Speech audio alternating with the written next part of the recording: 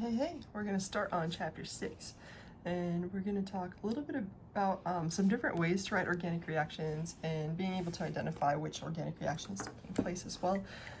Let's go ahead and get started. So, oftentimes, you can write an organic reaction using a reactant over here, like we're kind of used to, where you have plus something, and that something is the reactant. In the same exact manner, you could put the reactant over the arrow, which also means that this thing is reacting with what is over the arrow to form this other thing over here. So in both situations, these would be considered identical. Okay. In B here, we have a slightly different situation. We're reacting with Br2, but what's under the arrow is talking about what it's in the presence of. So in the presence of H nu, or delta, in CCl4, carbon tetrachloride, it's just a solvent. But H nu, by the way, I don't know if you recognize it, but if you remember, that was the change in energy of an atom from light when we were talking about the light chapter in Gen Chem 2. So this actually indicates light energy. And a delta is just kind of a lazier way of saying, for example, delta H or something like that, but it indicates that heat is added. So we're going to need to get used to those, especially usually when you're reacting with Br2, will oftentimes have light. So it'll come up a lot. Another way we can write reactions is this way right here, where we talk about two things that occur, or sometimes even three. This is saying, hey, in this first reaction, so it'll put a number 1 and it'll tell you what it reacted with, followed by a number 2 telling you what would happen in the second reaction. So first, this thing reacted with this methyl compound, and in the second one, it reacted with water. All right, let's talk about different types of organic reactions. So there are many different kinds of reactions that are not particularly classified, but in general, we classify the following. So we've got substitution reactions, where here you've got like a Z and a Y, and they just switch places. So an example of that would be, like if we have something like this, and we react it with hydroxide. In a substitution reaction, these two are just going to switch places. And we get this beautiful carboxylic acid plus Cl negative. Notice I'm not writing any electrons, any lone pairs or anything. At this point, they all start to become kind of unnecessary because you should have drawn them so much. You kind of get used to the fact that you know what they are and you know that they're there. So another good check also is the fact that this has a negative, and over here we also have a negative. The charges, though, should always cancel out in the full reaction, but something to think about that I didn't cover up here and probably should have is that we had this magnesium bromide thing over here going on, right? But over here, it wasn't even part of the issue. Like we didn't even report it. So oftentimes any kind of byproduct that is inorganic, meaning it's not the carbon containing stuff, it's just emitted. We don't even write it because we just don't care about it. So for example, you might rewrite this reaction as reacting with OH minus to form that. Okay, so nothing else was included. We didn't need to even include the Cl minus, but it's good to know how to do it. Obviously, you want to know that it's there. Don't avoid it or don't ignore it because you don't know what it is. Ignore it because you know what it is and you know that it's not important. There's a big distinction between those two things. All right, so that was substitution, where you just replace two things. Elimination, we're going to talk about next. Pretty fast to see elimination. It's going to be where you have a pi bond formed from what was originally a single bond, or you could have a double bond that forms a triple bond. That as well would be an example. So let me give you an example of this one. Let's say we've got something like this cyclohexane. Let's throw a hydroxide on it. And I'll throw, I know we don't have to write the hydrogen, but I'm going to write it there because we're going to react it with H2SO4. And essentially this whole thing is going to come off. This water comes off. The mechanism by which that occurs is coming up in chapter 7-ish.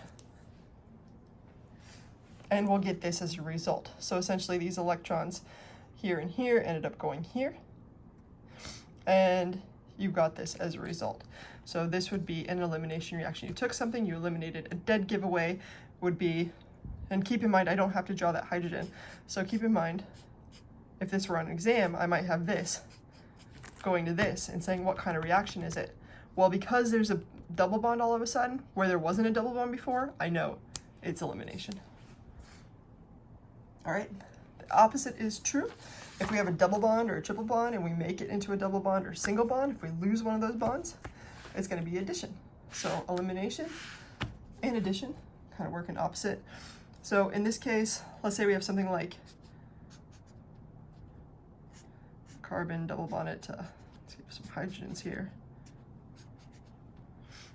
And let's react it with HBr. Okay, so the H and the Br are going to be added in this case. And you'll get something like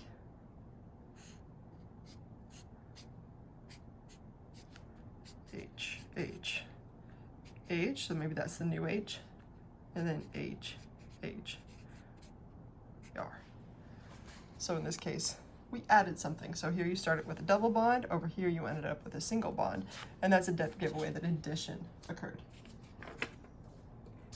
All right, so let's use that knowledge and see if we can classify these as something that happened. Okay, so in this first one, here we have an OH, and over here we have Br. Something switched places. I don't see any addition or elimination of double bonds, so I know that this was a straight up substitution. In this case, we had a double bond here going to a single bond. If you remember, when we have a double bond, begin one more time, a double bond going to a single bond, it's going to be addition.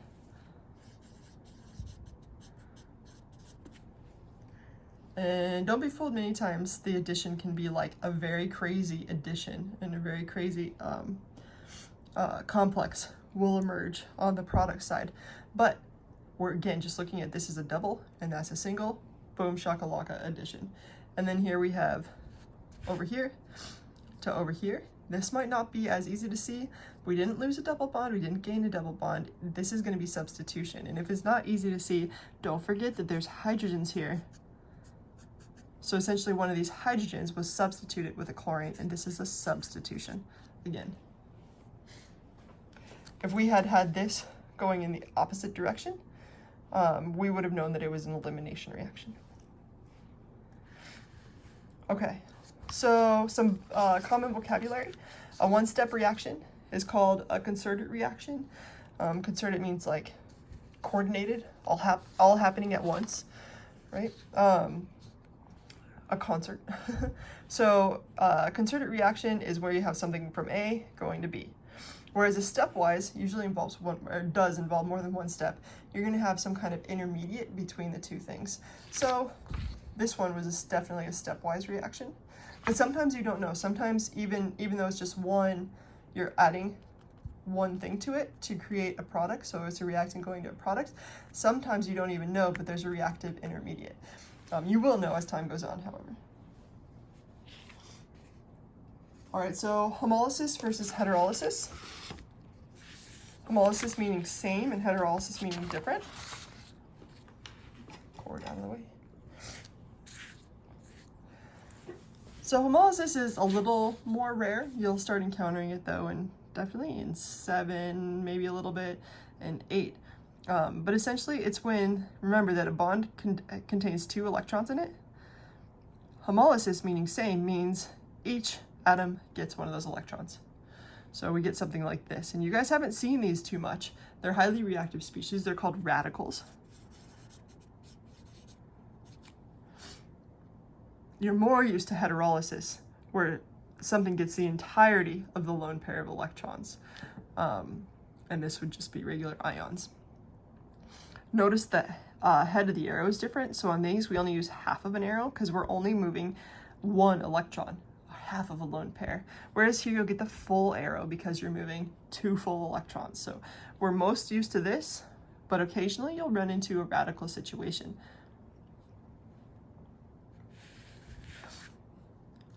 So here you go.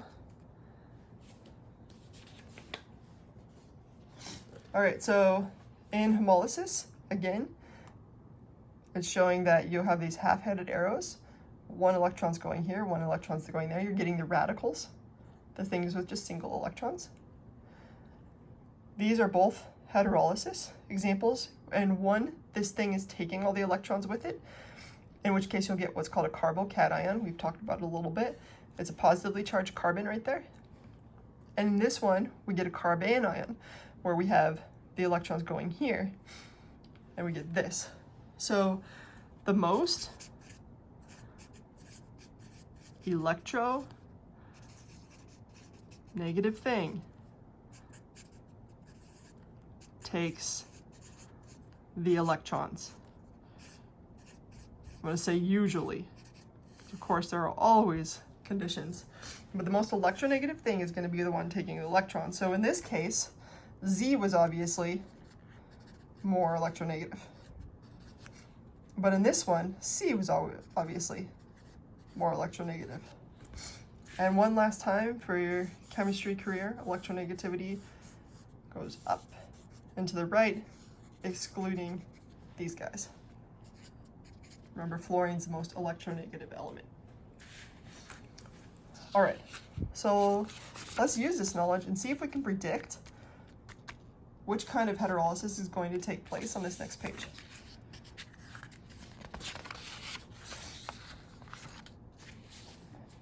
Okay, so we know that we're going to get some kind of heterolysis, but we need to know what the result will be.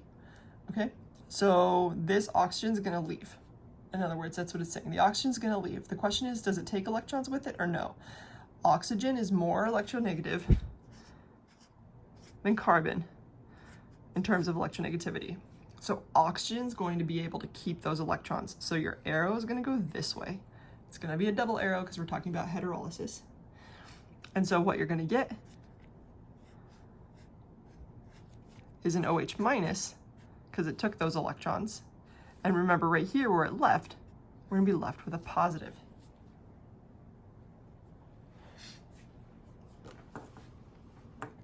Same thing here. Bromine is more electronegative than carbon. So it's going to get the arrow pointing to it. Those electrons that from this bond are going on to bromine. And you are going to be left with another carbocation and Br minus. Plus there.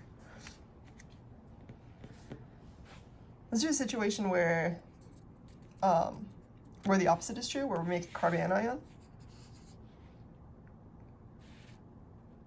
So that would be if we have something like, say, lithium bonded. Carbon is more electronegative than lithium. And so the electrons are going to go onto that carbon, like that. And what we're going to get is going to be the carbanion we talked about. The lone pair with a negative. The lone pair is not necessary, but it is kind of odd. So oftentimes it's helpful to draw it because those electrons will eventually go out and grab something else. And of course we have an Li plus left.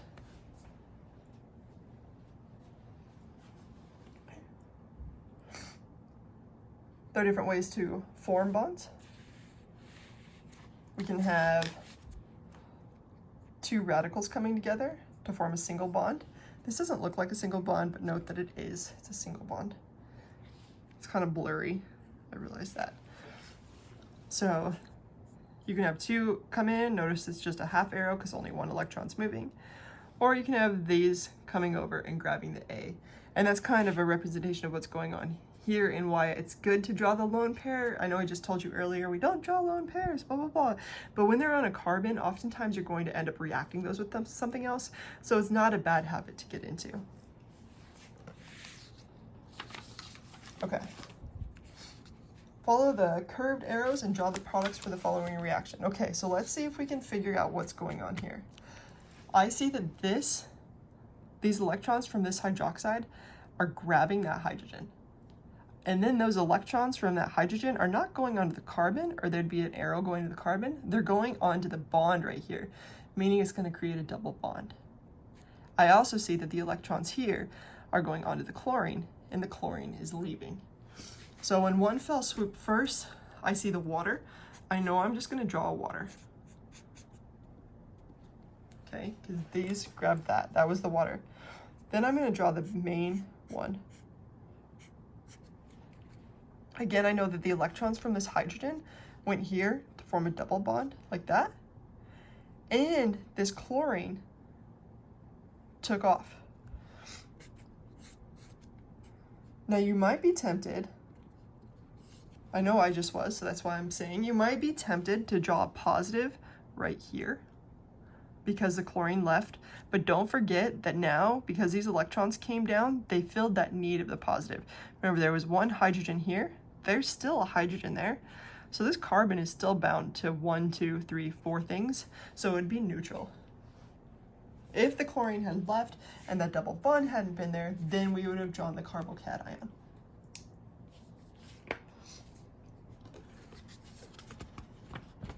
All right. That's about it for the organic reactions. Now we're into our review. So this is mostly that kind of the rest of this chapter, quite honestly, is energetics. And it's a lot of review of stuff that you guys have already done, enthalpy, entropy, etc. in Gen Chem 2. I wanted to just remind you a little bit about stuff, and we'll talk up, and then we'll kind of build from there rather quickly. So I do expect you to have a strong understanding already of enthalpy. So, if you were to hold ice in your hand, the ice would start to melt, right? Your hand would feel cold. Your hand would feel cold because the heat from your hand is melting the ice. Your enthalpy in your hand is negative. It lost heat. I like to think of enthalpy as heat. So your hand has lost heat. It's got negative. But the ice itself has gained heat. It's positive. So hand would be negative delta H. And your ice would be positive delta H. It gained heat in order to melt. All right, so understanding positive and negative end up being very important. All right, in addition, in order to break a bond, it requires energy. Enthalpy is just a form of energy. So it would require energy. You'd have to karate chop that sucker in order to break it. And that's why it would be positive 435. Just like if you have ice in your hand, it requires heat to melt it. So this is positive because it requires heat. And if the opposite happens, if you form a bond, it relaxes. It's like now in a better state. It's been formed. It's happier. So in order to break something, it requires energy. When bond forms, it releases equal and opposite amounts of energy as it took to break it. So notice these are just the same reactions, and notice that only the positive and negative have changed. Again, break a bond, to karate chop it, hiya, that requires energy. To form a bond, it releases energy. Okay, in fact, I'll write that. And then this releases. Okay, we have a review of this. We actually talked about this probably the first or second week of class, where we talked about bond strength. And we said, hey, if you have something that's really small, remember size actually follows electronegativity. So things up and to the right are small. So if you have something small, like fluorine, bond it with something like CH3 versus something big like iodine, so much lower on the periodic table. Just to remind you, fluorine up here, teeny tiny, iodine down here, bigger. Because the bigger thing is farther apart, it's easier to break this bond. This one's a much harder bond because it's tiny and it's got tighter grip. So I kind of think of it like this, this, this. And that. It's easier to break a bond.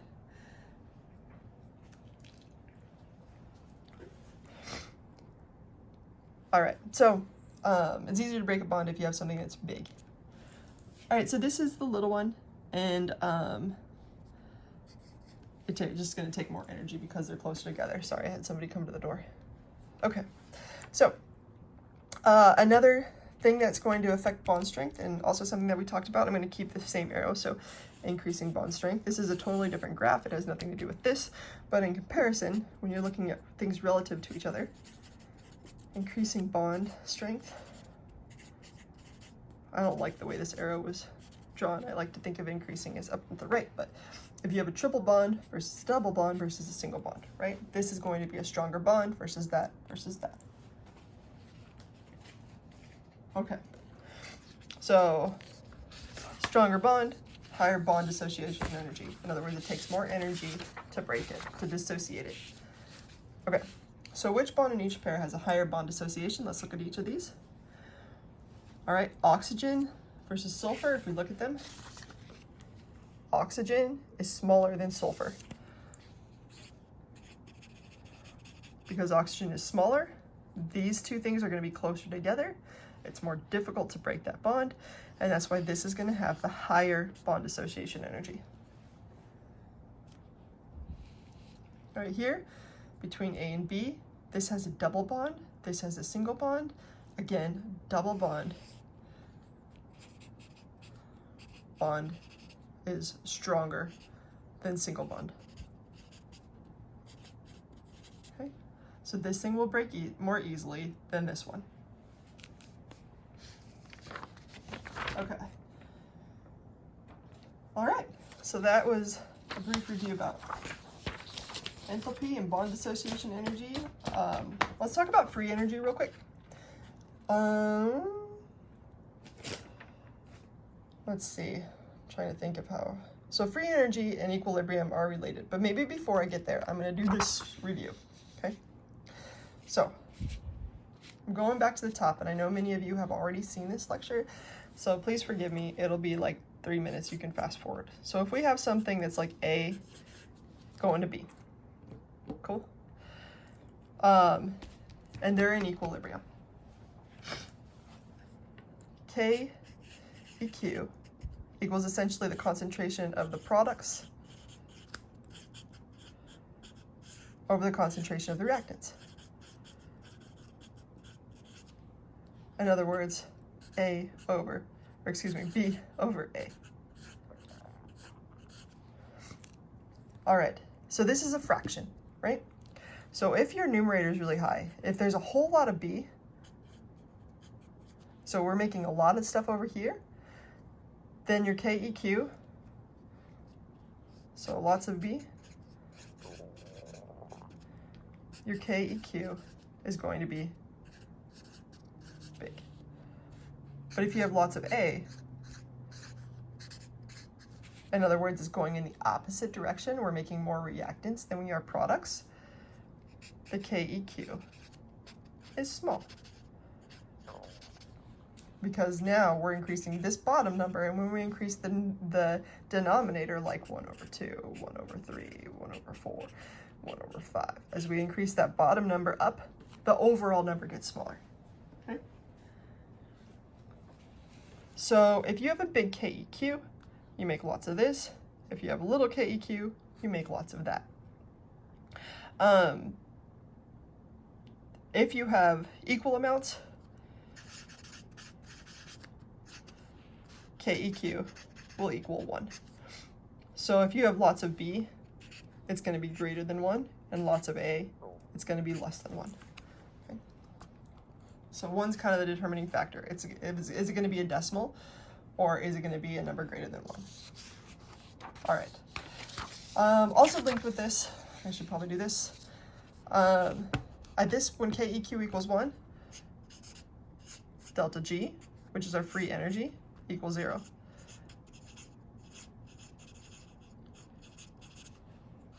Okay. When KEQ is big, when it's greater than 1, delta G is going to be less than 0. In other words, it's going to be negative.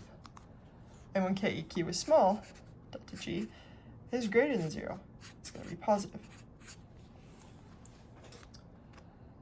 All right, so if you have a lot of stuff being made over here, so you have two things and you put them together and the equilibrium lies far to the right, you'll have a big KEQ and a delta G that's going to be negative, okay? Those two things are correlated. And delta G and K are, in fact, linked.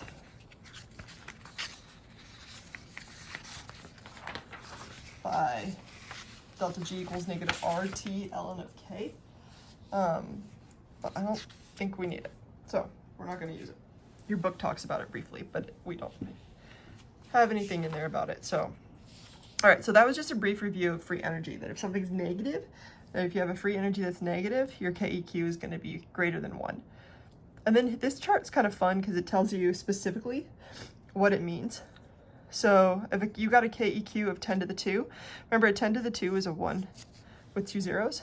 That means it's 100 times more B as there is A. And this is using the same idea of A going to B. So if you have a KEQ that's 100, that means your products over reactants, you got 100 times more B than A, and the delta G would be about negative 12. So it just gives you a general idea of how delta G and KEQ are related. And knowing this chart is not going to hurt you at all. So let's go put it to use.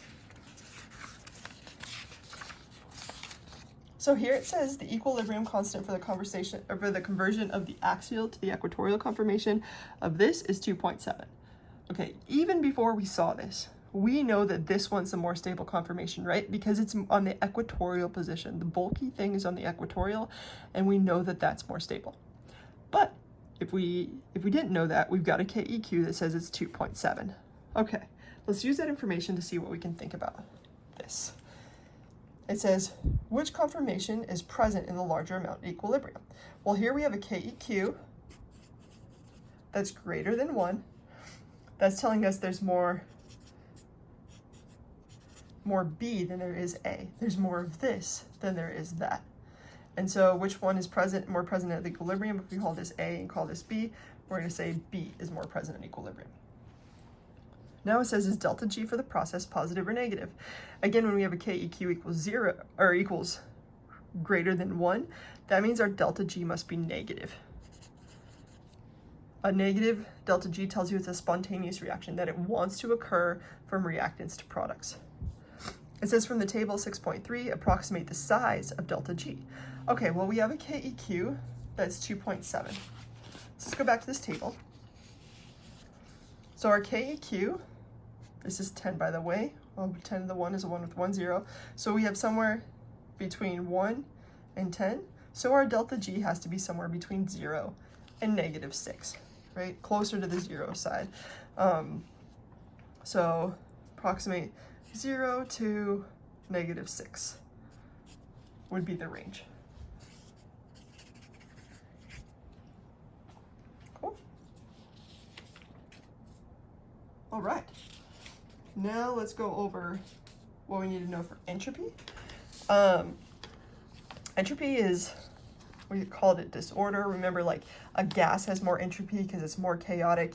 If you've been in my classes, I generally talk about like a messy room. So a messy room has more entropy. I don't know about you, but my kids favor a room with entropy and disorder. So let's see if we can make some sense of this. Okay, so in this situation, we have a single reactant, and here it breaks apart into 2. This has more entropy because there's 2 things. So imagine something that's all put together and then another thing that's broken apart into 2. You can imagine that the broken apart into 2 thing is more chaotic, right? It's more disordered. That's actually favored in nature. So this would be the more favored product. I think you can also imagine if you have something that's all long and messed up and somebody folds it up and makes it all ordered like this, that the chaos goes down. So when you go from something that's acyclic with no rings in it to something that's cyclic, the entropy is going to decrease. So going the opposite direction, entropy increases. So this product would not be favored and this one would. If this were in equilibrium, the equilibrium would lie to the left. All right, so let's use that information to figure this out. So over here, it looks like we have 2 products coming to 1. So remember, two products have higher entropy, so I'm going to write higher over here and lower here. And remember, it always favors the higher entropy, the thing with two products, the more disordered. So it says, which reactions does entropy favor the products? Not this one. That's no, it doesn't favor the products. It would favor the reactants. And what about this one? Here we have a nice, pretty folded up ring, and then some jerk came and broke it apart. So here we have the higher entropy. And this would be a yes. So this is going to help when you have several different problems and maybe you're trying to figure out what the probable reactant will be or what the probable product would be. You can base it on entropy and look and say, oh, this one's the more probable one because it causes a higher entropy. All right, y'all, I think that's it. Yay!